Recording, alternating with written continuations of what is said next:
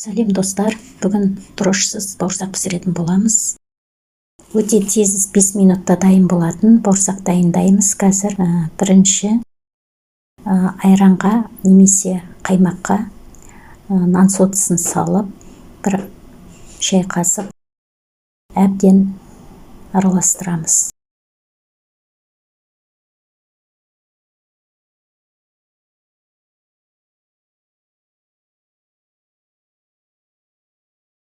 Әбден араластырып, үлкендеу ыдысымызға салып аламыз да.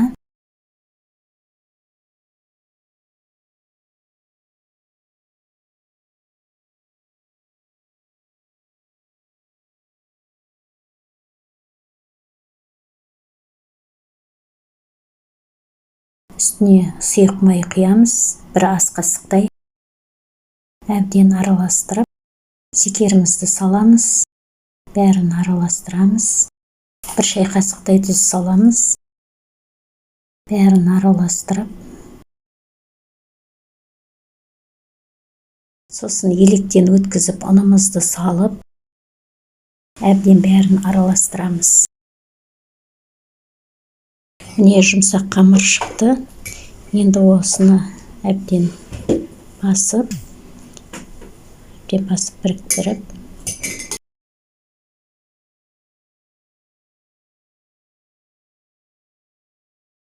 10 минутқа, салафанға 10 минутқа демалдырып қоямыз.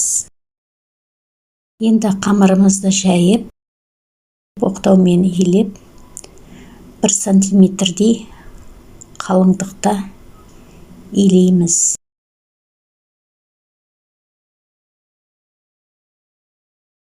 Енді осылай дөңгелектеп бәрін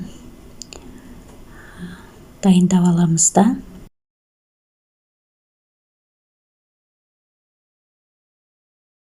Осылай дөңгелектеп бәрін дайындап алып, орташа оттағы майымызға алтын түсті қылып, екі жағын етіп пісіріп аламыз. Міне осылай екі жағын бірдей алтын түсті етіп, қызартып, пісіріп алып түсіреміз. Міне дұрышсыз 10 минутта дайын болатын бауырсағымыз дайын болды. Өте жұмсақ, өте дәмді болып шыққан. Маған лайк басып, комментария жазып, подписаться етіп кетіңіздер достар.